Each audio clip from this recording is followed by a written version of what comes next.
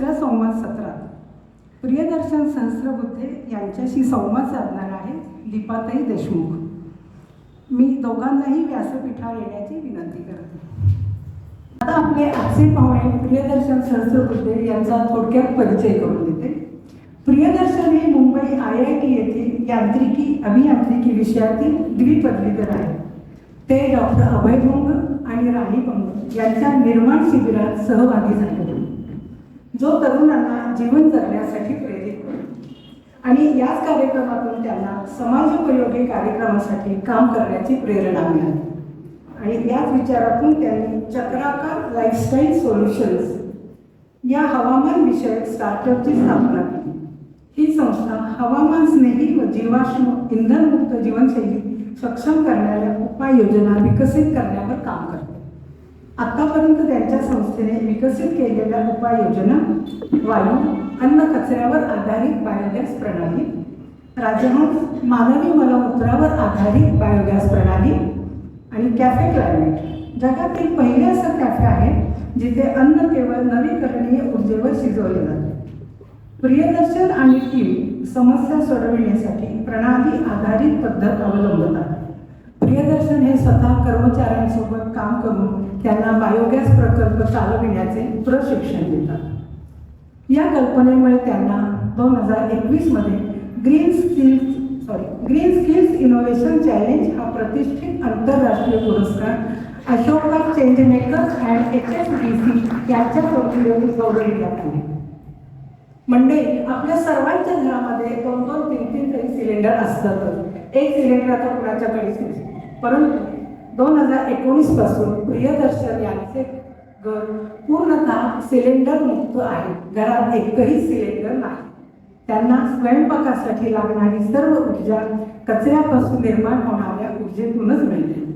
आजपर्यंत त्यांच्या संस्थेने भारतभर 350हून अधिक बायोगॅस प्रकल्प उभारले असून ते दरवर्षी सुमारे 4 टन कचरा स्त्रोतावरच व्यवस्थापित करतात आणि 4000 सिलेंडरची बचत करतात. त्यांच्या कार्याचा समावेश वन फॉर चेंज या नॅशनल जिओग्राफीच्या उपक्रमात करण्यात आला आहे. 2023 मध्ये पुणे येथे झालेल्या G20 युवा सल्लामसलत परिषदेत हवामान कृतीसाठी ते आमंत्रित वक्ते होते. समाजकार्य करीत असताना त्यांनी संगीत ही कला छान जोपासली आहे. कार्यक्रमानंतर आपण प्रियदर्शन सरांना प्रश्न विचारू शकता. प्रियदर्शन सरांशी संवाद साधणाऱ्या दीपाताई देशमुख यांचा थोडक्यात परिचय. दीपाताईंना तर आपण सर्वजण जाणतोच. त्या एक उत्तम लेखिका आणि कार्यकर्त्या आहेत. त्यांची जिनियस मालिका, सिम्फनी, कॅनव्हास, जग बदलणारे ग्रंथ, business books, pathfinders, directors and murder mystery ही पुस्तकं प्रसिद्ध आहेत. आणि आता मी शेवटच्या आभार प्रदर्शनाकडे येते. मी आत्ता सर्वांचे आभार मानते. मी प्रियदर्शन सहस्त्रबुद्धे, दीपाताई देशमुख यांचे आभार मानते. ब्रह्मे सभागृह उपलब्ध करून दिल्याबद्दल इथले व्यवस्थापक आणि आपल्या सर्वांपर्यंत शेवटपर्यंत व्यवस्थित आवाज पोहोचविणारे, माईकद्वारे व्यवस्थित आवाज पोहोचविणारे सतीश विसाळ यांचं पण मी आभार मानते. आणि सर्वात महत्त्वाचं तुम्हा सर्व श्रोत्यांचे आभार मानते. असा प्रत्येक कार्यक्रमाला प्रतिसाद द्या, प्रत्येक कार्यक्रमाला उपस्थित राहा. वेळोवेळी तुम्हाला सर्वांनाच कार्यक्रमाचे आमंत्रण मिळेल आणि फोन पण येतील, मेसेज येतील. धन्यवाद. मी इथेच थांबते आणि पुढील सूत्र दीपाताईंकडे सुपूर्द करते.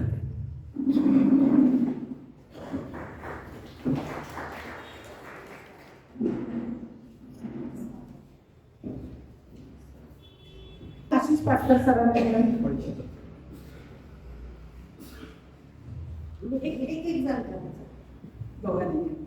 मी आशिष पाटकर सरांना विनंती करते की त्यांनी प्रियदर्शन यांचं पुस्तक भेट घेऊन स्वागत करा.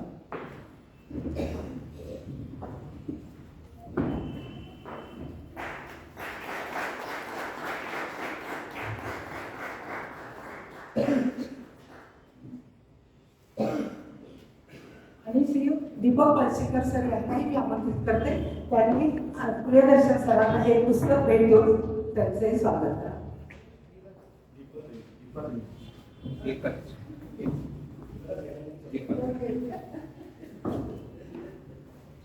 तू पळशीकर सर दीपाताई नाही पुस्तक भेटले.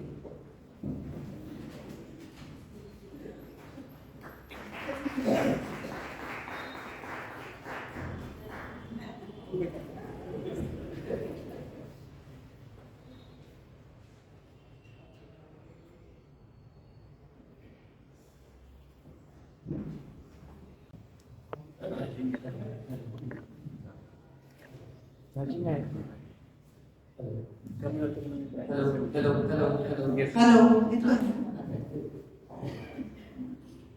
फेब्रुवारी महिन्यात पर्यावरणावर काम करणाऱ्या एखाद्या तरुण व्यक्तीला बोलवायचं अशी आमची सगळ्यांची इच्छा होती आणि आम्ही प्रियदर्शनला विचारलं आणि त्यांनी लगेचच होकार दिला. त्यामुळे आम्हाला खूप छान वाटतंय. आजच्या अरविंद पाटकर स्मृती संवाद कट्ट्यावर तुझं मनापासून स्वागत. प्रश्नांना सुरुवात करण्यापूर्वी मला असं वाटतं की सुरुवातीलाच तुझ्या गाण्यांनी सुरुवात करावी आणि मग पुढे बोलावं आपण.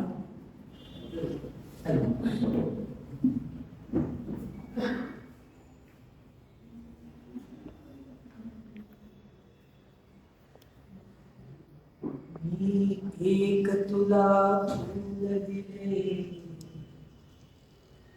मी एक तुला फुल दिले, सहज न कळता त्या गंधातून मोहरली माझी कविता.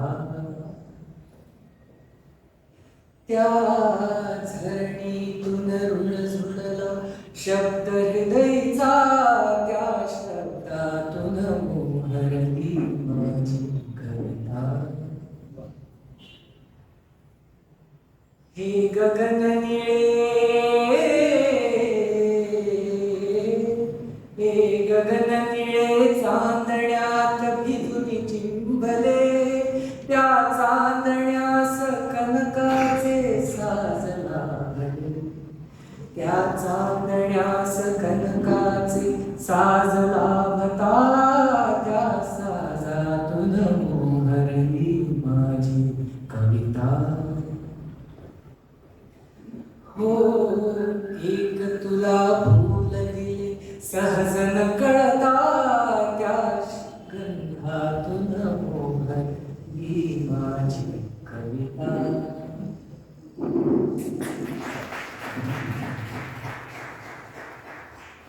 प्रियदर्शनला बघितलं की आम्हा सगळ्यांच्याच मनात कविता उमटायला लागते आणि त्याला बघितल्यावर आधी गाणं हे आमचं ठरलेलं असतं. त्यामुळे पुनश्च आभार तुझे. आणि आत्ता प्रतिभा पानसे यांनी तुझा परिचय करून दिला.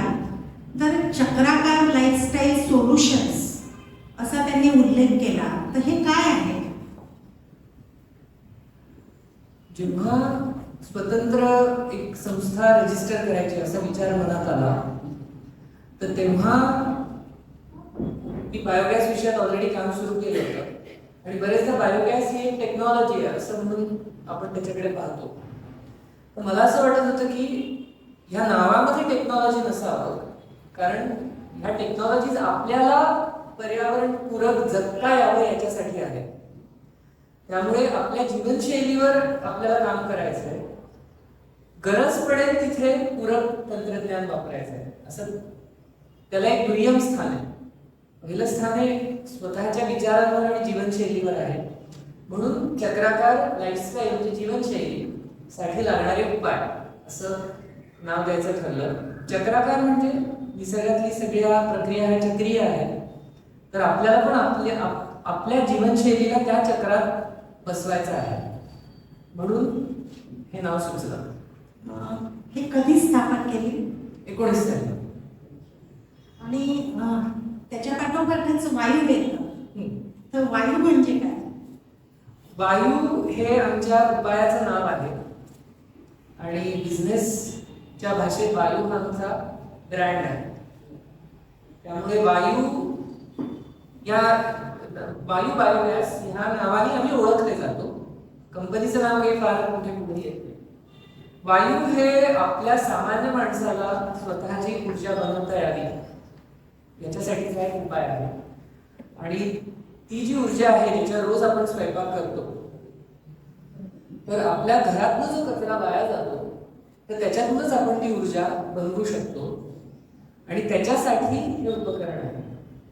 आणि खरं म्हणजे हे उपकरण जरी म्हणजे जसं आता हा माईक हे उपकरण आहे समजा, किंवा घरात आपले फ्रीज असतो, मायक्रोवेव्ह असतो, पण वायू ही एक जिवंत प्रक्रिया आहे, कारण की ती सूक्ष्म जीवांवर चालते. त्यामुळे म्हटलं तर त्याच्या भोवतालचं जे शरीर आहे ते आम्ही बांधलेलं आहे, पण त्याच्या आतमध्ये जी जादू आहे किंवा किमया आहे ती ह्या सूक्ष्म जीवांची आहे. तर घरात आपल्या मांजर असतं, उंदीर असतात, झुरळ असतात, कुत्रे असतात, माणसं असतात, तसाच वायू असतो. एक जिवंत सिम्बायोटिक रिलेशनशिप. वायूबद्दल जरा या प्रक्रियेबद्दल, प्रोसेसबद्दल आणि संपूर्ण जेव्हा ते तयार झालं तर ते थोडं सविस्तर सांगशील? निर्माण ह्या उपक्रमाचा मी विद्यार्थी आहे आणि निर्माणच्या शिबिरात डॉक्टर आनंद कर्वे मला एक फॅसिलिटेटर म्हणून आले होते आणि त्यांनी त्यामध्ये विकसित केलेल्या सर्वच जी काही टेक्नॉलॉजीज आहेत त्याच्याबद्दल त्यांनी सांगितलं होतं. तेव्हा मी शिकत होतो. तेव्हापासून बायोगॅस हा विषय मला माहित होता आणि तो कचऱ्यावर चालणारे बायोगॅस सुद्धा उपलब्ध आहे हे मला माहित होतं, पण प्रत्यक्ष करण्याची काही वेळ आली नव्हती, फक्त डोक्यात विचार होता. आता कर्वे सरांकडून प्रेरित होऊन अनेक लोकांनी हे छोटेखानी व्यवसाय ठिकठिकाणी सुरू केले होते. तसंच औरंगाबादला माझ्या आत्यानी औरंगाबादला मधल्या एका अशाच उद्योजकाकडनं हा कर्वे सरांनी विकसित केलेला बायोगॅस स्वतःकडे बसवला होता. तेव्हा मला खूप अस्वस्थ वाटलं. मला असं वाटलं की अरे हे तर काम आपण केलं पाहिजे. माझ्या आत्याने माझ्या आधी केलं. मला असं वाटलं की आपण ह्या विषयात काहीतरी केलं पाहिजे आणि योगायोगाने माझी डॉक्टर कर्वे यांच्याशी भेट झाली. तेव्हा मला असं वाटलंही नव्हतं की ते खूपच सिनियर आणि एवढे मोठे शोध लावलेले, ॲस्डेन अवॉर्ड मिळालेले, तर आपल्याला कशाला ते वेळ देतील असं मला तेव्हा वाटलं होतं. पण जेव्हा आम्ही गेलो त्यांना भेटायला तेव्हा त्यांनी आमच्याशी इतक्या गप्पा मारल्या आणि त्यांनी मला एक सीडी दिली. त्यांनी डू इट युअर सेल्फ अशी ती सीडी होती. त्याच्यावर व्हिडिओ रेकॉर्डिंगमध्ये सगळं बायोगॅस कसा बनवायचा याची माहिती होती. आणि मी डिग्रीधारी इंजिनियर होतो, पण तेव्हा मी आईवडिलांच्या फॅक्टरीत काम करत होतो. तर मी ती सीडी आणून आमच्याकडे काम करणाऱ्या एका माणसाला दिली आणि सांगितलं हे पाहून तू हा बायोगॅस मला बनवून दे. इतकं मी इंजिनिअरिंग त्यावेळेला करत होतो. पण योग असा की ते बनवून तो सोडून गेला आणि तो बदल मी इनिशिएट केलेला असल्यामुळे मला त्याची सगळी पुढची बाळंपण करण्याची जबाबदारी माझ्यावर आली आणि खूप मोठी भाग्याची गोष्ट घडली.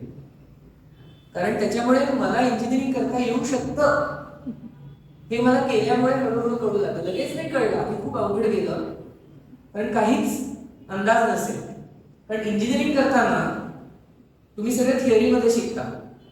तुम्ही इंजिनिअरिंग किंवा अगदी 12वीचं उपक्रम सुद्धा घ्या, न्यूक्लिअर एनर्जी पासून एक स्पेक्ट्रम ते न्यूटोनियन फिजिक्स पर्यंत अख्खं फिजिक्स तुम्हाला येतं. म्हणजे तुम्हाला न्यूटन येतो म्हणजे सगळे मोठे मोठे शास्त्रज्ञांना जेवढं येत होतं ते सगळं एका माणसाला 12वीला येतं.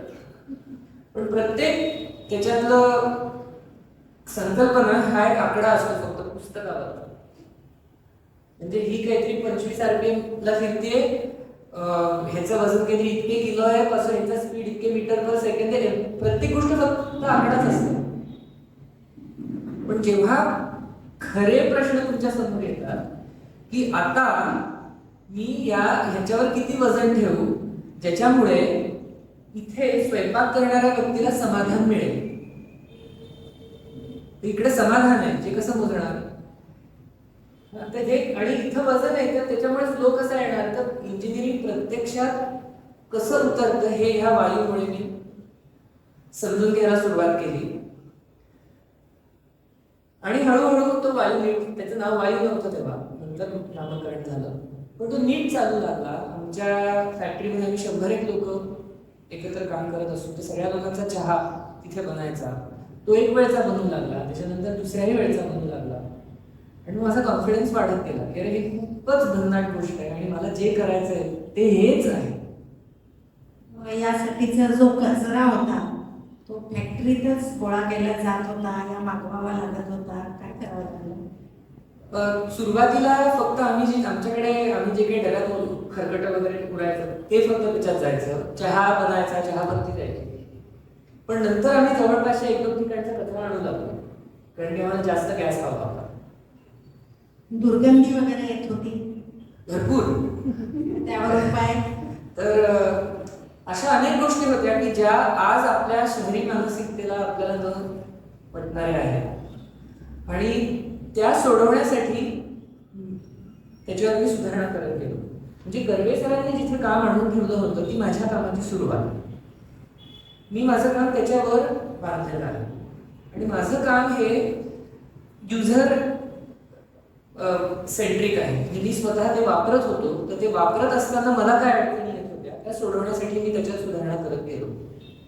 आणि दुसरं, शहरी भागात आपल्याला वापरावंसं वाटावं ह्याच्यासाठी जे काही मुद्दे होते, दिसायला कसं आहे, वास नाही आला पाहिजे, याच्यावर काम केलं. आता लोकांच्या बाल्कनीमध्ये सुद्धा आम्ही इन्स्टॉलेशन केलेली आहे. म्हणजे माझं स्वयंपाकघर आणि शेजारी जी ड्राय बाल्कनी असते त्याच्यामध्ये वायू आहे.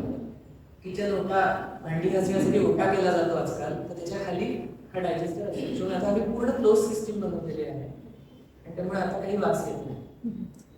हे सगळं तुम्ही करत गेलात, म्हणजे तू, तुझ्या बरोबरचे 4 लोक, पण हे लोकांपर्यंत कसं पोहोचले?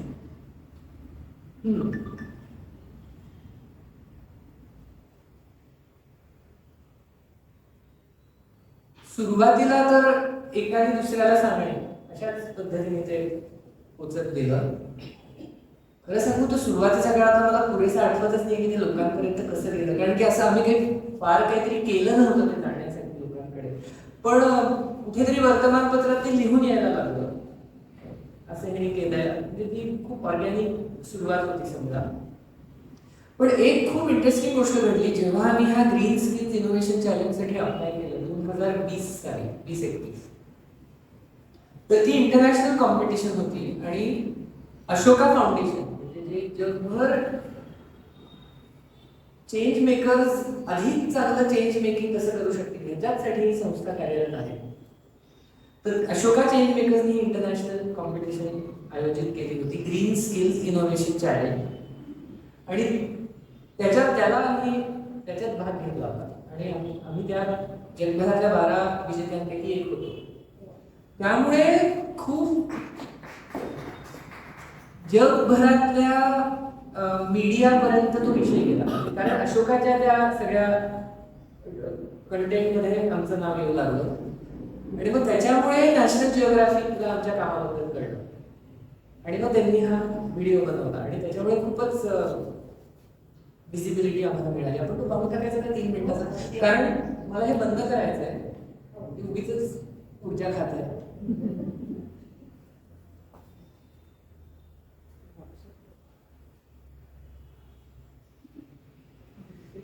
हे 2 दिवस पुण्यात आले होते आणि त्यांनी सगळे व्हिडिओ शॉट्स घेतले आणि एकदा असे आम्ही बसलो आणि त्यांनी एक प्रश्न तयार केले होते आणि त्यांनी प्रश्न विचारला, मी उत्तर दिलं, प्रश्न विचारला, उत्तर दिलं. पण त्याच्यातनं त्यांनी एडिट करून हे असं सूत्र बांधलेलं आहे. नंतर मला वाटलं की अरे मी असं बोललो होतो, असं मला झालं.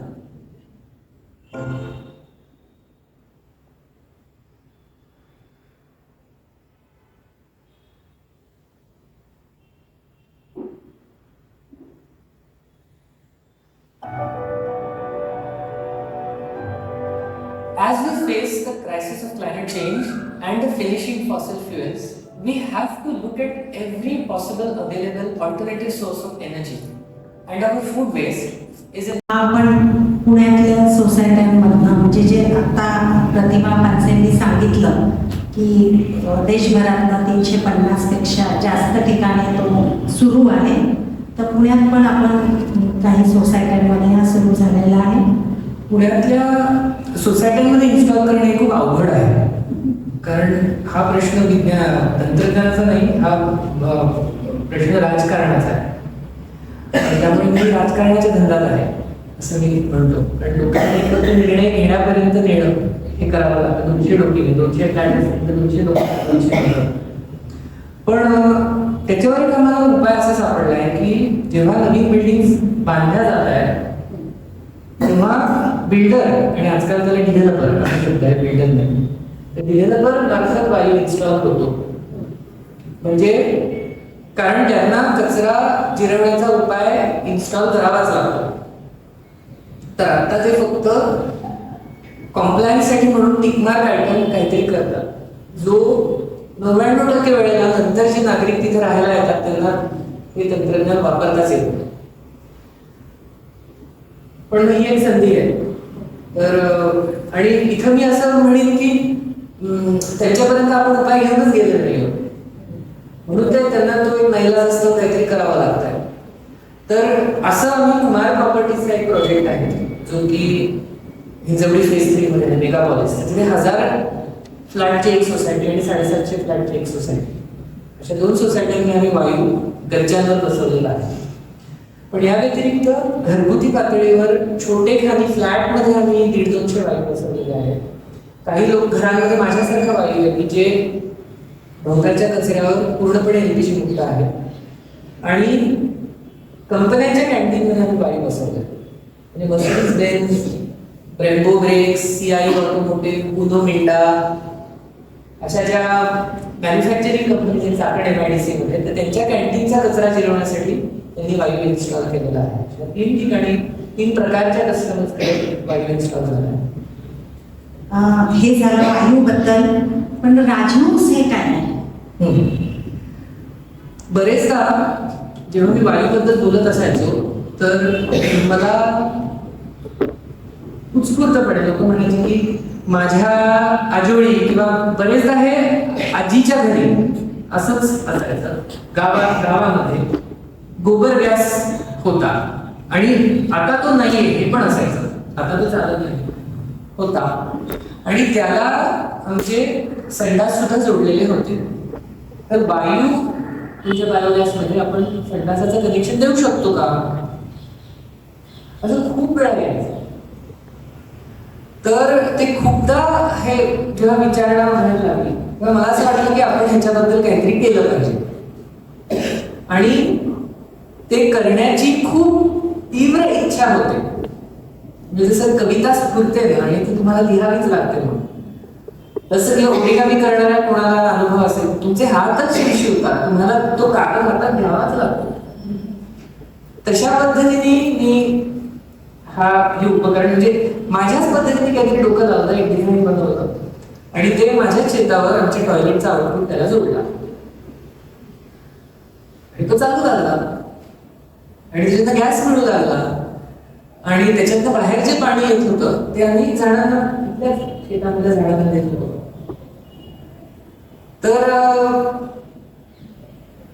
मात्र झालं असं एक दिवस की त्याला एक आजार झाला. तर वायू हा जिवंत आहे त्यामुळे त्याला आजारही होता. तर आणि जसे आपल्याला हे आजार होतात तर आपले खूप जणांना रिफ्लक्सचा आजार होतो, रिफ्लक्स, ऍसिड रिफ्लक्स. तसा आमच्या सिस्टीमला ऍसिड रिफ्लक्सचा आजार झाला. म्हणजे काय, तर आम्ही संडासात पाणी टाकत होतो पण ते पाणी जातच नव्हतं, त्याचा रिफ्लक्स होत होता. तर असं काही होतं का माझी पहिली रिॲक्शन ही खूप अस्वस्थ होण्याची असेल, कारण मला सगळं पुढचं दिसू लागतं की पण मग आपण हा कुठेतरी इन्स्टॉल केला आणि तिथे असा हा प्रॉब्लेम आला तर काय. म्हणजे पहिली रिॲक्शन म्हणजे खूपच अस्वस्थतेची असते. मग थोड्या वेळाने ठीक आहे शांत हो, असं करून आपण आता सोडू, समजून घेऊन आपल्याचकडे प्रश्न तो झालाय, बरं झालं म्हणजे आपण आत्ताच त्याचं काय कारण आहे हे शोधू, असं म्हणून आम्ही त्याचं कारण शोधण्यासाठी सज्ज झालो. मास्क लावून, हातात ग्लव्स घालून, कारण आपल्याला काहीतरी खूप घाण करायचंय अशी मनाची अवस्था होती. तर ती सिस्टीम जमिनीत खड्डा करून अशी जमिनीत खालच्या लेवलला इन्स्टॉल केलेली होती. म्हणून आम्ही असे गुडघ्यांवर टेकून त्याच्यात बघत होतो ती सिस्टीम उघडून. आणि ती सिस्टीम उघडल्यावर अपेक्षा अशी होती की खूप घाण वासाचं, घाण दिसायला असं काहीतरी होणार आहे, पण असं काहीच नव्हतं. वास तर नव्हताच आणि मैलाही नव्हता त्याच्यात. पूर्ण लिक्विड म्हणजे त्या मैला जिरूनच गेला. आणि आता उघडलीच आहे तर अभ्यास केला पाहिजे ना, की माहीत पाहिजे काय आहे. म्हणून आम्ही त्याच्यात काठी घालून त्याला फिरवलं आणि मग ते फिरवल्यानंतर त्याच्यात असे सगळे बुडबुडे आले की आपल्या पेप्सी म्हणून येतात, कोका कोला म्हणून येतात तसे. मग ती किती घट्ट आहे, काय आहे आत, हे अभ्यास केलाच पाहिजे ना, कारण शेवटी आपल्याला तो इतरांना इन्स्टॉल करायचा इतरांसाठी. शेवटी असं लक्षात आलं की ते रिफ्लक्सचं कारण वेगळंच होतं. कुठल्याही प्लंबरला विचारा, पहिलीतलं उत्तर होतं अगदी की आपलं जे बाहेर कनेक्शन येतं त्याच्यात गॅस ब्लॉक होऊ नये म्हणून हे असा व्हेंट दिला जातो. जसं आपण ढेकर काढतो ना तसं सगळ्या ह्या व्यवस्थित पाणी आहे ना, खूप माणसासारख्या गोष्टी असतात त्याच्यात. म्हणजे एअर लॉक होऊ नये म्हणून तो व्हेंट आम्हाला माहित नव्हता द्यायचा, त्यामुळे आम्ही तो दिला नव्हता आणि म्हणून तो रिफ्लक्स होतो. म्हणजे प्रश्न अतिशय फालतू निघाला, पण त्याच्यामुळे मला खूप गोष्टी इन्साइट्स मिळाल्या. पण पहिली इन्साइट अशी होती की हा महिला आपल्याला मुळात प्रश्न आहे असं वाटलंच का? करोडो वर्ष आपली ही इव्हॉल्व्ह झालेली जैविक प्रक्रिया एका जैविक घटकातून गेलेला पदार्थ त्या जैविक घटकातून पास होऊन बाहेर पडलेला आहे. म्हणजे ज्याला आपण टेस्ट ऑफ म्हणजे आधी इंद्रांना टेस्ट करा मग आपल्याला खायला द्या असं म्हणतो ना आपण, तर it has been tested on human beings असा एक पदार्थ बाहेर आलेला आहे. तर ह्या पदार्थावर पाय निसर्गाकडे नसेल असं आपल्याला का बरं वाटलं, हे पहिलं मला जाणीव झाली.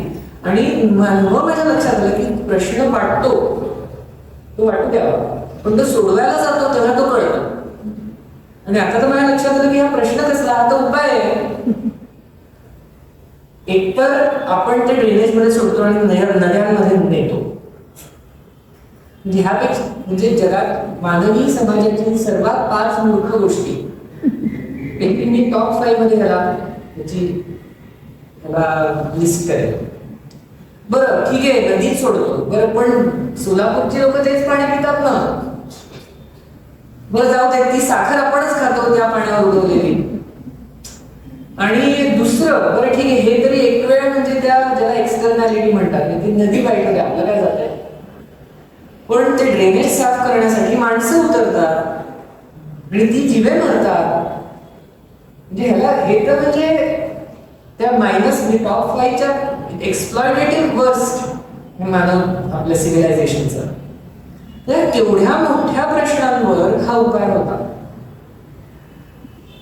तर तो प्रसंग माझ्या असं चित्र ते माझ्या डोक्यात अजून आहे आणि मी असं त्याच्यात डोकावून बघतो आहे असं ते चित्र आहे. आणि म्हणून मला हे गाणं म्हणजे कधी कधी असं वाटतं ना की ही कविता माझ्यासाठी लिहिली आहे, माझ्यासाठी म्हणजे ही ह्याच प्रसंगासाठी लिहिली अशा अर्थाने. तसं मला झालं, मी तुम्हाला ती कविता ऐकवतो. एके दिनी परंतु पिल्लास त्या कळाले, एके दिनी परंतु पिल्लास त्या कळाले, भयवेड पारत्याचे वाऱ्यास विबळाले. पाण्यात पाहताना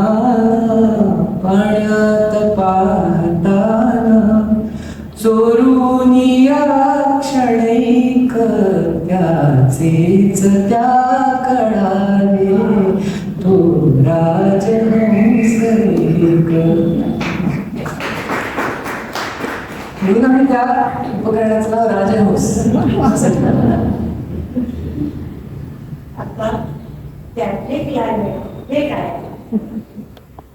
कॅफे क्लायमेट, कुठलीही जिवंत वस्तू जी असते ती तुम्हाला अनेक रूप दाखवत राहते, सरप्राइझिंग.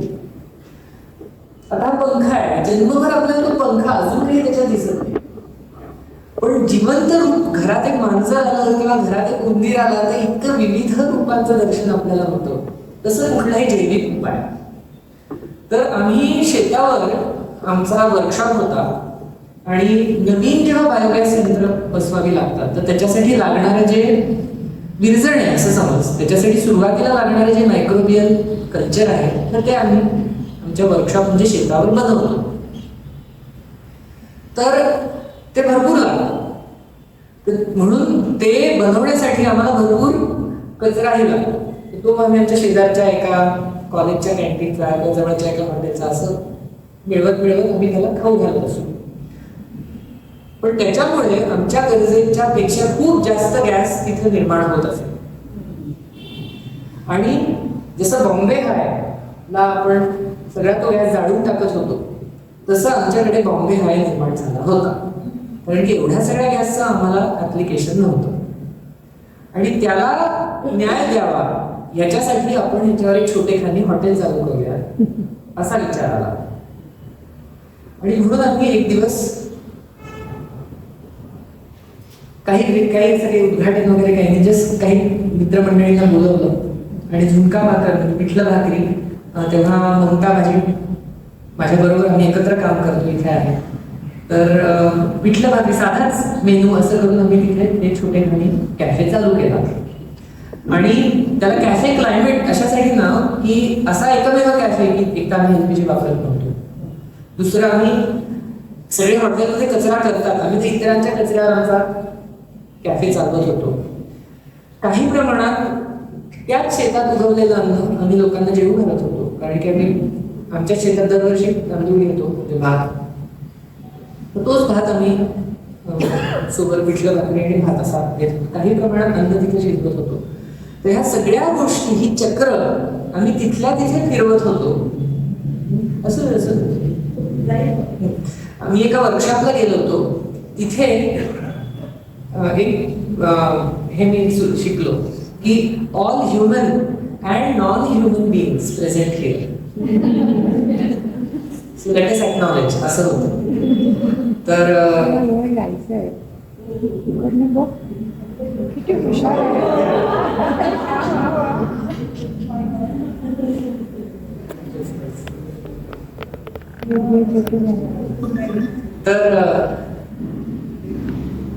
तर असा हा कॅफे सुरू झाला आणि आम्ही तो वीकेंडला चालवत होतो. पुढे असा हा कॅफे प्लॅन, जगातला एकमेव कॅफे जो फक्त रिन्युएबल एनर्जीवर चालतो, इतरांच्या कचऱ्यावर चालतो. काही प्रमाणात तिथेच उगवलेलं अन्न शिजवून आम्ही तिथे जेवतो, असा हा कॅफे. वायू असो की राजहंस किंवा हा कॅफे क्लायमेट, हे सगळं तू तुझी आवड म्हणून करतोस, पॅशन म्हणून करतोस की व्यवसाय म्हणून करतोस, आणि हे सगळं करण्यासाठी जो मुख्य पैसा लागतो ती आर्थिक बाजू कशी सांभाळतोस? मी गातो, आता तुम्ही ऐकलंच आहे. तर गाणं जेव्हा लयीत गायलं जातं तेव्हा त्याच्यात व्यवहार येतो. तुम्ही फक्त स्वांत सुखाय जेव्हा गात असता तेव्हा फक्त तंबोरा लावून तुम्ही सुरात गाऊ शकता, ते तर अपरिहार्य आहे, सुरात तर गावंच लागतं. पण जेव्हा लय येते तेव्हा त्याच्यात व्यवहार येतो आणि तो चुकून चालत नाही. तर मला असं वाटतं की व्यवसाय हा आपल्या ह्या गाण्याचा व्यवहाराचा भाग आहे, लयीचा भाग आहे. त्या आपल्या जे काही आपण कला निर्मिती करत असतो त्याला लय ह्या व्यवसायामुळे येते, असं मी त्याच्याकडे आता बघतो. म्हणून मला तो व्यवसाय करावासा वाटतो. म्हणजे मला तो का करावासा वाटतो तर मला हा दृष्टिकोन त्याच्यात दिसतो. तर वायू हा हे घडलं म्हणजे असं की फार त्याच्यात इंटेन्शनॅलिटी नव्हती. आमच्या कंपनीमधला कचरा जिरवायचा होता म्हणून आम्ही तो बायोगॅस बनवला, पण तो इतका उपयोगी होता की तुम्ही माझ्या आत्याच्या, दुसऱ्या आत्याच्या घरी, पुण्याच्या आत्याच्या घरी लावला, नंतर औरंगाबादच्या आत्याच्या घरी लावला, मित्रमैत्रिणींच्या, असं करत करत त्याला एक व्यवसाय कामशेतला शेतावर लावला. हो हो. तर जिथे जिथे संधी मिळत गेली तिथे तो आम्ही लावत गेलो, पण तिथे व्यवहार आला आणि त्याच्यामुळे तिथे व्यवसायाचा धर्म पण आम्हाला त्यानिमित्त शिकण्याची संधी मिळाली. तर तो, पण याही पलीकडे मला असं वाटतं की इट इज अ कॉलिंग. म्हणजे समजा एका सेलमध्ये मला घाटा झाला आणि मी जेव्हा 80 वर्षाचा होणार आहे आणि तेव्हा मी स्वतःला विचारणार आहे की अरे म्हणजे मला काय घाटा करणार आहे की हा एका सेलमध्ये मला घाटा झाला का मी काहीतरी ह्या खूप मोठ्या जगाला पडणाऱ्या प्रश्नाबद्दल करण्यासाठी माझा वेळ व्यक्त केला. तर हे कॉलिंग पण आहे. मात्र व्यवसायाबद्दल मी एक्सायटेड काय आहे तुम्हाला सांगतो की मला असं वाटतं प्रत्येक एक माणूस म्हणून एक व्यक्ती म्हणून या पूर्ण पर्यावरणाच्या प्रश्नाकडे जर आपण पाहत असू तर त्या प्रश्नामध्ये माझं योगदान खूपच थोडं आहे. त्या प्रश्नातलं माझा वाटा प्रश्नातला माझा वाटा खूपच छोटा आहे. त्यामुळे त्याला नलिफाय करण्यासाठी मला कृती ही छोटीशीच करावी लागणार आहे. म्हणजे माझं ऋण फेडायचं फक्त मला ते खूपच छोटं आहे तर ते मी छोटं फेडू शकतो. तर व्यवसाय हे माध्यम मला ह्या खूप जास्त संख्येने माणसांपर्यंत हे छोटे उपाय नेण्यासाठीचा मार्ग आहे. तू हे बोलत असताना मला नुकताच बघितलेला गांधी टॉक्स हा चित्रपट आठवतोय. आणि गांधीजी जे म्हणायचे की आसपासच्या याच्यातूनच संसाधनं घेऊन छोट्या पातळीवरच गोष्ट करावी. म्हणजे आज ना बेरोजगारी, प्रदूषण अशा मोठमोठ्या ज्या समस्या आहेत त्या जागतिक स्तरावर कशा सोडवल्या जातील असा विचार केला जातो. आणि तू आत्ता जे सांगतोयस की मी काय करू शकतो तर याचा परिणाम कितपत होतो आणि तो परिणाम साध्य होतो का? तर त्याचं उदाहरण सांगतो. आता तुमच्यापैकी प्रत्येकाने ओला रिक्षा किंवा उबर रिक्षा वापरलेली असेल. फार थोडे लोक असतील ज्यांनी हे वापरलं नाही किंवा झोमॅटो वापरलं असेल किंवा होम डिलिव्हरी कुठल्या तरी भाजीची म्हणा किंवा अशी वेगवेगळ्या गोष्टींची तुम्ही केलेली असेल. तर ही जी मॉडेल्स आहेत ती याच तत्वावर बेतलेली आहे की जी सेवा इंडिव्हिज्युअली देत आहे आणि ती इंडिव्हिज्युअल सेवा देता यावी याच्यासाठी त्यांनी एक मोठा बॅकएंड सिस्टीम उभी केलेली आहे. तोच अप्रोच मी वापरतो आहे. फक्त सेवा किंवा प्रॉडक्ट जे मी पुरवतो आहे that is with an intention to solve a problem.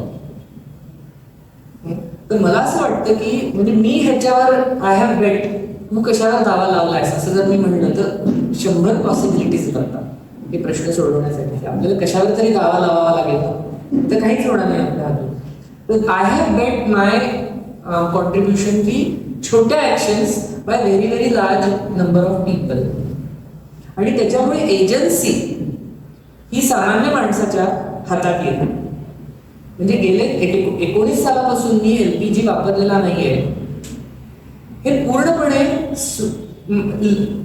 मला कधीच कोणाची परवानगी घ्यावी लागली नाही. कुठल्याही सरकारवर मला अवलंबून राहावं लागलं नाही. I had to build relations, I had to apply science. असं करूनच हे मी करू शकतो. तर असे अनेक उपाय विकसित होऊ शकतात आणि ते विकसित करण्यासाठी ही चक्रधार लाईफस्टाईल सोल्युशन्स ही कंपनी आहे. याच्यात एक वेगळेपण मात्र सांगतो की इथे तुम्ही जर स्विगीची सर्व्हिस घेतली असेल तर तुम्हाला स्विगीविषयी फार काहीतरी आस्था प्रेम निर्माण होत नाही. ओके. पण माझे जे कस्टमर्स आहेत ते आणि मी एकच प्रश्न सोडवण्यासाठी झटत आहोत. फक्त आम्ही एजंट्स वेगळे, कोणीतरी गाडी चालवतोय, कोणीतरी गाडीत शेजारी बसलाय, एवढंच. पण जायचंय आम्हाला एकाच डेस्टिनेशनला. त्यामुळे ही कम्युनिटी पण त्याच्यावरती बिल्ड होते आणि ही कम्युनिटी फक्त वैचारिक नाहीये, कृतीवर बेतलेली आहे. आणि कृतीवर बेतलेली कम्युनिटी ना ही जास्त ग्राउंडेड असते. कारण ते काहीतरी करत असतात, ते जमत नसतं, ते चुकत असतात, ते कधी कधी खूप छान जमत असतं. त्याच्यामुळे एव्हिडन्स असतो ऍक्शनचा. तर मी यांना विचारलं की तुम्ही वायू विकत घेतला, तुम्हाला जी कंपनी वायू बनवते त्याच्यातला शेअर विकत घ्यायचा आहे का? Do you want to be a shareholder of the company that makes वायू? आणि माझ्या सगळ्याच बहुतेक बऱ्याच कस्टमरचं म्हणणं आहे हो आम्हाला आवडेल. कारण जेव्हा तुम्ही स्टॉक मार्केटमध्ये शेअर विकत घेता तेव्हा तुम्ही फक्त पैशासाठी ते करत असता. इन्फोसिस मुळे काहीतरी जग बदलणारं काम आता करेल मी हा एक शेअर घेतल्यामुळे असं काही आपल्याला फार वाटत नसतं.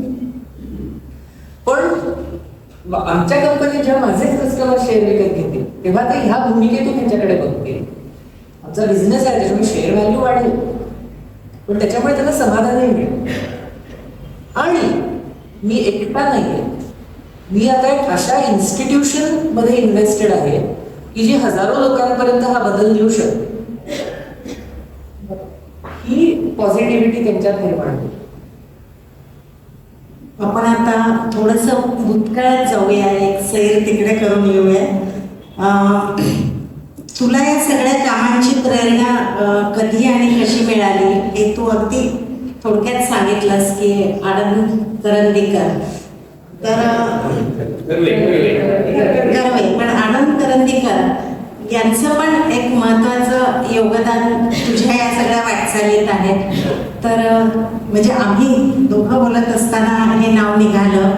आणि आनंद करंदीकर हे निर्माणमध्ये असताना एक त्यांनी कार्यशाळा घेतली होती, ते मेंटॉर म्हणूनही होते निर्माणमध्ये. तर त्याबद्दल सांगशील? ऍक्च्युली काहीतरी आपण करूया वेगळं हा मुळात स्वभाव खूप लहानपणापासून होता. त्यामुळे IIT शिकत असताना सुद्धा जे माझ्यासमोर तेव्हाचे पर्याय होते ते काही फार मला एक्साइटिंग वाटत नव्हते. पण निर्माणच्या शिबिरांमध्ये गेल्यामुळे नक्कीच तो माझ्यासाठी एक टर्निंग पॉईंट होता. आणि मला तर असं वाटतं की निर्माण प्रक्रिया सुरू करण्यामागचा जो विचार आहे त्याचं मी एक टेक्स्टबुक आउटपुट आहे असं मला वाटतं. की आपण काय करूया म्हणजे मी काय करू ह्या प्रश्नाचं उत्तर माझ्या भोवतालच्या जगात आज काय प्रश्न आहेत. अर्थपूर्ण जीवनाचा शोध. बिलकुल बिलकुल अर्थपूर्ण जीवनाचा शोध. येस. तर ह्या भोवतालच्या प्रश्न सोडवत असताना मी माझं करिअर बघू शकतो का, त्याच्यातून माझं करिअर घडू शकतं का, हा जो निर्माणचा विचार आहे ना तो कधीच माझ्यातून सुटलाच नाही. तर ह्या निर्माणच्या शिबिरामध्ये आनंद करंदीकर होते, विवेक सावंत सुद्धा होते. ते पण माझे सहशोधक आहेत, मेंटॉर नाही, सहशोधक आहेत. तर आनंद करंदीकर हे म्हणजे कान पकडायचे खूप, कारण की ते खूप नेमके प्रश्न विचारायचे की तू हे करतोय, तू झाडं लावतोयस, ही तुझी हाऊस आहे, तू काही फार जग बदलत नाहीस त्याच्यात, ही तुझी हाऊस आहे. कारण की ते तेवढ्या म्हणजे असं ते खूप नेमके ऑब्झर्वेशन करून ग्राउंडिंग करायचंय. कृती करावी हे पण ग्राउंडिंग त्यांचंच आहे. तर निर्माणचा शिबिर करत असताना नंतर मला स्कॉलरशिप निर्माणचीच मिळाली फेलोशिप प्रोग्राम मध्ये. तर तेव्हा गडचिरोलीमध्ये आम्ही 2009 किंवा 10 तर रोजगार हमी योजनेची पेमेंट्स कॅशमध्ये होत असत. तर ती आता बँकेतनं किंवा पोस्टाच्या खात्यामधनच झाली पाहिजे असा एक नवीन नियम आला आहे. तर छानच ना, त्याच्यामुळे करप्शन कमी होणार, सगळं म्हणजे उद्दिष्ट खूपच चांगलं आहे. पण गडचिरोलीमध्ये तेव्हा इतक्या थोड्या बँका तर जाऊच दे, पोस्टची खाती, बरं ती कुठलीही इंटरनेट बँकिंग वाली नव्हती, सगळी अजूनही कागदावर सगळा व्यवहार चालायचा. त्यामुळे काहीतरी 250 रुपये कमवलेले असायचे, ते मिळण्यासाठी एक दिवस जायचा. बरं, आणि त्याच्यात इतके प्रश्न यायचे की एनिवेज. तर ते करत असताना आम्ही खूप तेव्हा त्या वर्कशॉपला गेलो होतो आणि मला असं आपण अशी सिस्टीम बनवावी हे ते म्हणजे एक मिनिट, तू एका माणसाला त्याचे पैसे मिळवून दाखव आणि मग आपण पुढचं बघू. तर असं ते खूप ग्राउंडिंग करायचं आपण करंदीकर. आणि तेव्हा आम्ही मध्ये एका गावाचे पैसे मिळवण्यासाठी काय काय करावं लागतं, म्हणजे तो बँक मॅनेजर जर दारुडे असेल तर तो येत नाही 4 दिवस, आणि मग तो आला तरी करत नाही काही. म्हणजे आता हे these are real experiences of the ground. बरं, एकदा मी असा उन्हाळ्यात मे महिन्यात गडचिरोलीच्या सायकलवर जात असताना एक अतिशय म्हातारा माणूस असा रस्त्याने जाताना दिसला. मी त्यांना विचारलं, काय करताय बाबा? म्हणलं, बँकेत चाललोय. चोरासारखं चाललोय, म्हणजे उन्हापासून लपत छपत चाललंय सावलीतनं, असं तो म्हणाला. म्हणजे हे ह्या सगळ्या गोष्टी मी तेव्हा शिकत होतो की तुम्हाला असं वाटतं की ठीक आहे आपलं प्लेन तर उडालंय आणि अतिशय चांगल्या उद्देशाने ते उडालंय दिल्लीहून एक स्कीम घेऊन, पण ते गडचिरोलीत रनवेच नाहीये, त्याच्यामुळे ते तिथे क्रॅश लँड होतं. अशा त्या एका बदलाचा मी अनुभव घेतला. एक छोटंसं उदाहरण सांगतो. जव्हार तालुक्यात 100 ग्रामपंचायती हा नियम झाला, त्याच्या आदल्या वर्षी तिथे 54 कोटी रुपये खर्च होता. नेक्स्ट इयर 5 कोटी. बरं, म्हणजे करप्शन थांबलं तर थांबलं ना, पण कामच सुरू होईना. त्याच्यामुळे तो असं खूप गोष्टी मी त्याची, कारण ह्याच्यात एक सावंतिंग बोर्ड म्हणून अनुकरणीकरांची नेहमी मदत होत असे. आणि नंतर वायूच्या व्यवसायात त्यांनी खूप रस घेतला आणि खूप त्यांनी मला मार्गदर्शन, कारण की ते सेल्स ह्या विषयातले एक्सपर्ट होते आणि मला सेल्स ह्या विषयातलं काहीच नाही. त्यामुळे सेल्स विषयी जे मला सतत मार्गदर्शन करायचे. आम्ही जी स्लरी बनवतो त्याचे तू खत बनवून विक, त्याच्यातनं खूप कमाई होईल, हे ते मला आता त्यांनी इम्प्लिमेंट करणार आहे. मला खूप वर्ष सांगता येते. असं भरपूर त्यांची मदत होत असेल. मला तुला हेच विचारायचं होतं की या गोष्टी झाल्या आहेत, आता पुढे काय दिसतंय तुला? पुढे काय करायची एखादी कल्पना, एखादं स्वप्न बघतोयस का? तर आतापर्यंत म्हणजे गेले 10 वर्ष समजा मी पूर्णपणे फुल टाइम वायू हा विषय केलेला आहे. मागच्या वर्षी आमची कंपनी प्रॉफिटेबल झाली, म्हणजे आम्ही खर्चापेक्षा कमाई जास्त केली. हे वर्ष पुन्हा अवघड आहे, पण ठीक आहे, काय टाकायचं. तर एकतर वायू हे जे एक माझ्यासाठी वायू काय आहे की उपाय विकसित करण्याचं एक ते साधन आहे. नवीन नवीन उपाय विकसित करण्याचं साधन आहे आणि ते लोकांपर्यंत पोहोचवण्यासाठीचं माध्यम आहे. तर मला असं लक्षात आलंय की मला उपाय विकसित करणे ही माझी स्ट्रेंथ आहे. तर हळूहळू मला माझ्या स्ट्रेंथने खेळता यावं याच्यासाठीची जागा मी स्वतःसाठी आता कमवतोय, जेणेकरून ते ऍक्च्युअल ऑपरेशन वायू नीट चालतोय ना, जे टिपिकली बिझनेस करताना करावेच लागतात, त्याच्यासाठी टीम बिल्ड करणं हा आता माझा एक ध्यास आहे. दुसरं अजून एक मला गोष्ट जी कळलेली आहे की वायू ही कृतीची संधी आहे. आपण प्रत्यक्ष काहीतरी करतो, पण गाणं ह्याच्यामुळे आपण लोकांच्या थेट हृदयापर्यंत पोहोचू शकतो आणि तो तर माझा सगळ्यात हुकमाचा एक आहे. तर तो हुकमाचा एक का मला ह्या कामाचा भाग म्हणून आणण्यासाठी मी खूप स्ट्रगल करत होतो आणि तो मला आता ह्या कबीर आणि क्लायमेट ह्याच्या निमित्त मिळाला आणि मला ते कबीर आणि क्लायमेट आता करायचं आहे. तिकडेच मिळणार होते, पण माझा प्रश्न ओळखल्यासारखा तू सुतोवाच केलेस. प्रियदर्शन विषयी मला नेहमीच असं वाटतं की एखाद्या माणसाला जाणून घेतलं की त्याचं काम समजणे तेवढं सोपं होतं. प्रियदर्शन हा निर्माणींचा लाडका गुणी मुलगा, त्याचा स्वभाव तुम्ही बघताय, अतिशय सौम्य मृदू आणि समोरच्या विषयी, त्या प्रश्नाविषयी, एकूणच गोष्टींविषयी वाटणारी त्याची एम्पॅथी. तर रडत बसण्यापेक्षा समस्येवर उपाय शोधून कामाला सुरुवात करण्याची त्याची वृत्ती आणि त्याचं गाणं. तर गाण्यावर तर आम्ही सगळे त्याच्या प्रेम करतोच, पण त्यांनी जे कबीर आणि क्लायमेट याची सांगड घातली आहे ती विशेष वाटते.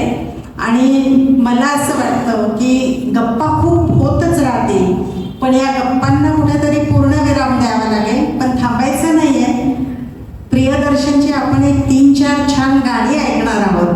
सुरुवातीला आपण वेगळी गाणी ऐकूयात ज्याचा क्लायमेटशी आणि कबीराशी संबंध नसला तरी चालेल, पण सांगता करताना मात्र कबीर आणि क्लायमेट हे होऊन जाऊ दे.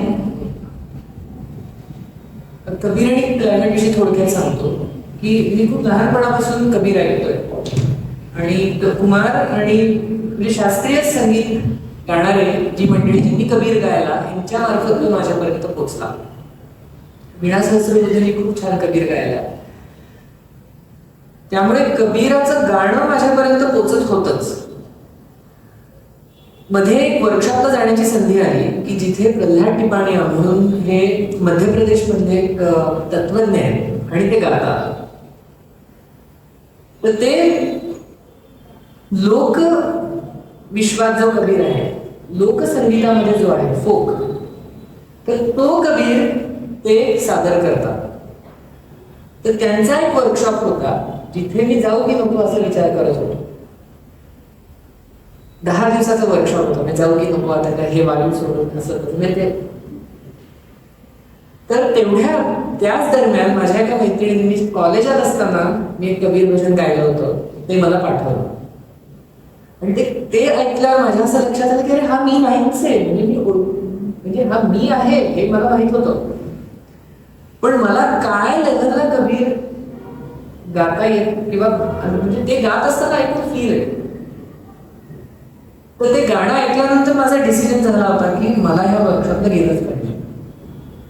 तिथे गेल्यानंतर मला खूप वेगळ्या पद्धतीचा कबीर कसा गायला जाऊ शकतो हे तिथे अनुभवायला मिळालं, शिकायला मिळालं. आणि कबीरचं त्याच्यामुळे तत्वज्ञानावर खूप मी विचार केला. आणि त्यांनी मांडलेल्या बऱ्याच गोष्टी ह्या मला आज खूप मदतीला येत आहेत असं मला जाणवतं. विशेषतः की ॲज अ चेंज मेकर मी जेव्हा इतक्या कॉम्प्लेक्स प्रश्न सोडवण्यासाठी काहीतरी करतो आहे, त्या कॉम्प्लेक्सिटीमध्ये माझा आधार काय, तर खूप वेळा मला ह्या कबीराच्या तत्वज्ञानाचा उपयोग झाला. गाणं सुरू करण्याआधी मला अचानक हे लक्षात आलं की प्रियदर्शन म्हणजे त्याचा जो परिचय बघितला किंवा साधारणतः आम्ही आमचे ते बायोडेटा तयार करतो, त्याच्यात सगळ्यात शेवटी अशी मस्त पुरस्कारांची अशी यादीच्या यादी लिहिली की बरं वाटतं. जरा इगो प्लीज होतो म्हटलं तरी चालेल. पण प्रियदर्शनला असं म्हटलं की तुझ्या कामाचे फोटो दाखव किंवा त्याच्या सन्मान पुरस्कारांविषयी बोलू, तर तो फार उत्सुक नसतो या गोष्टीला. तर कबीर जो समजतो किंवा कळतो तो प्रियदर्शनला कळत चाललाय असं ते अनुभवायला येतंय. आता तर त्याचं एक उदाहरण सांगतो कबीराचं. कबीर असं म्हणतोय की जरा हलके गाडी हाकू मेरे राम गाडी वाले, जरा हलके गाडी हाकू मेरे राम गाडी वाले, गाडी म्हारी रंग रंगीली पहिया है लाल गुलाल, हाकण वाली छेल छबीली बैठन वाला राम, रे भैया हलके गाडी हाकू मेरे राम गाडी वाले. हा जो कबीराचा राम आहे त्याचा मला लागलेला अर्थ असा आहे की आपण जिवंत आहोत. हा जीव आला होता जिवंत, आपण जिवंत आहोत म्हणजे हो ना, म्हणजे तू जिवंत आहेस ना, मी पण जिवंत आहे, म्हणजे तू आणि मी एकच आहोत. हाय जिवंत, हाय मी तू असं. तर म्हणजे हा जीव जो आहे ना, तर याला कबीर राम म्हणतो आहे. आणि तो जो जीव आहे आपल्या तो खूप नाजूक आहे, तरल आहे. तर ह्या नाजूक जीव ह्या शरीरात गाडीत बसलेला आहे, म्हणून जरा हलके गाडी हाकू मेरे राम गाडी वाले. तर मला असं वाटतं की आज जर आपल्या जनरेशन ह्या सगळ्या जे कोण आता जिवंत आहे ते म्हणजे एक जनरेशन असं आपण म्हणू, तर आपल्याला एक गोष्टची वेगळी करावी लागणार आहे गेल्या 100 वर्षांमध्ये जी आपण करून केलेली नाहीये, की ह्या जीवाला जास्त महत्व द्यावं लागणार आहे. कारण की जीवाची जी जादू आहे त्याच्यात खरी शाश्वतता आहे. ह्या टेक्नॉलॉजीमध्ये फार काही शाश्वतता नाहीये. म्हणजे आपल्याच एका आयुष्यात आपण 5-6 टेक्नॉलॉजीज गाड्या ऐकण्याच्या कॅसेट रेकॉर्ड, कॅसेट पासून ते आता युट्यूब पर्यंत अनुभवलेले आहे. पण गाता गळा हा 5000 वर्ष लोक गात नाही, किती जास्त लाखो वर्ष लोक गात असतील, तर हा तर आपल्याकडे राहणारच आहे कारण आपण जिवंत आहोत. तर हे जरा हलके गाडी आमची एक झलक ऐकवतो. पुढची कडी अगदी सोपी आहे की गाडी अटकी रेत में भाई मजल बड़ी है दूर, गाड़ी अटकी रेत में भाई मजल बड़ी है दूर, धरनी धरनी पार उतर गए पापी चकना चूर. तर हे धर्मी धर्मीचा मला काय अर्थ लागतो की आपल्या शरीराचा एक धर्म आहे आणि तो नाही पाळला तर तुम्ही आजारी पडता. It's so simple. गाड़ी वाले जरा धीरे धीरे गाड़ी हाँको मेरे राम गाड़ी वाले. देश देश से बैग बुलाया लाया चढ़ी और बूटी.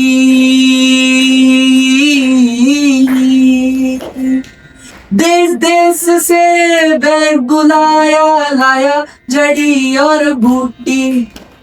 जड़ी बूटी तेरे काम आई जड़ राम के घर की टूटी रे भैया हल्के गाड़ी हाको मेरे राम गाड़ी.